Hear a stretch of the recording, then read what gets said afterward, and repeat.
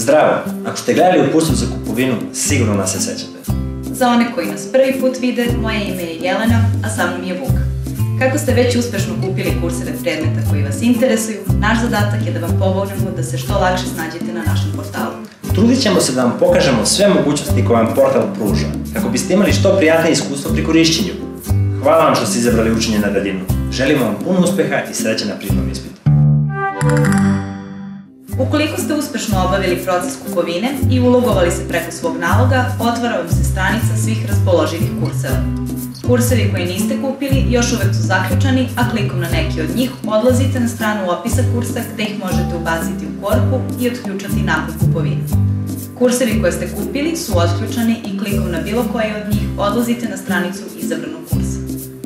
Sa vaše leve strane nalazi se spisak svih kurseva koje ste kupili. Klikom na bilo koji od njih otvara se padajući meni sa spiskom glavnih tematskih oblasti koje su obrađene na kursu. Klikom na neku oblast, ona se označava žutom bojom u meniju i otvara se glavni meni u centralnom delu prozora.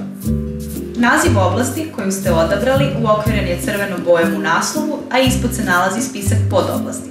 U okviru podoblasti nalaze se lekcije kao i svi zadaci koji su grupisani po težini u 3 celine, laki, srednji i teški.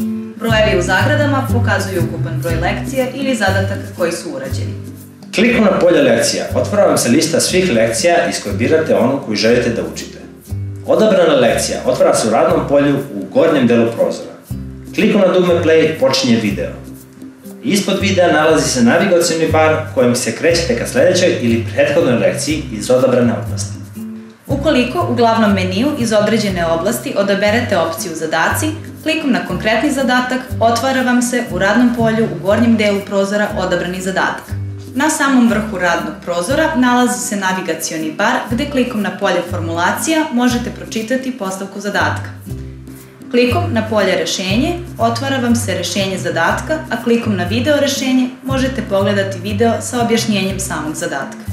U donjem delu nalazi se navigacioni bar sa 3 polja. Klikom na polje Prethodni vraćate se na prethodni zadatak sa liste.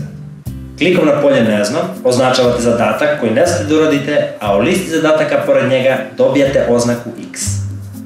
Klikom na polje Preskoči odlazite na sledeći zadatak i isti dobija simbol sa 2 strelice koje označava da ste ga preskočili. Ukoliko ste rešili zadatak, polje Rešio vam omogućava da zadatak štiklirate u listi zelenim simbolom. Jednom označen zadatak ostaje obeležen simbolom svaki put kad se ulogujete, sve dok sami ne promenite oznaku zadatka. Sve ovo vam omogućava da ulaskom u listu zadataka, nakon nekog vremena, tačno možete da sagledate koje ste zadatke uspešno rešili, koji su vam teži, a koje ste preskočili. Svaki put, klikom na svoje polje Moji kursevi u glavnom meniju, odlazite na stranicu sa svim raspoloživim kursevima.